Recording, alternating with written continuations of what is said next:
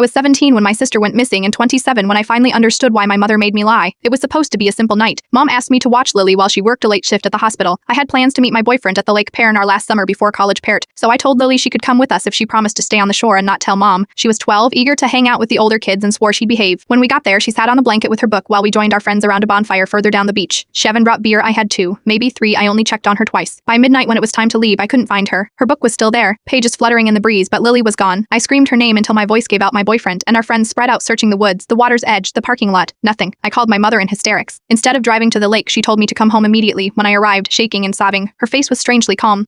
"Tell them you were both home all night watching movies," she said, her voice steady. "Tell them you fell asleep and when you woke up she was gone." "But that's not what happened," I cried. "We need to call the police." "We will," she said, gripping my shoulders. "But you were not at the lake. You were here, both of you at home." I didn't understand why she was so insistent on the lie, but I was scared and confused. When the police came, I told them what my mother had instructed. For weeks, I watched her face the cameras, pleading for Lily's return, while at night she barely spoke. The investigation focused on our home and neighborhood, not the lake, not the teenagers who had been there that night, not the rickety dock where Lily's shoe would eventually be found by a fisherman 3 months later. I carried the guilt for 10 years. It shaped everything, cowed my decision to stay in our hometown, my failing relationships, the panic attacks that started in college. I became a teacher, partly to atone, surrounding myself with children the age Lily had been last month. Mom was diagnosed with late-stage cancer. "Your father didn't die in a car accident when you were 5, she whispered. "He's in prison for what he did to you, what he would have done to Lily if he ever found us." She showed me the letter that had arrived the day Lily disappeared, tearing her a parole notification she'd hidden from me. He had been released that morning. "Wound our new names, our new town. If they knew you were at the lake unsupervised with boys and alcohol," she said, her voice breaking for the first time in a decade, "they would have called him. Your father had rights. He would have taken you both." I sat there, numb, as she continued about how she'd driven to the lake herself that night, found Lily's shoe, and made a choice, about the new identity she'd arranged for my sister in another state with her cousin who couldn't have children, about the postcard she'd received every year on Lily's birthday, which she kept locked in a safety deposit box. "She's safe," Mom said. "She's loved." And he never found her. Sometimes the lies we tell to protect each other become the truth we have to live with.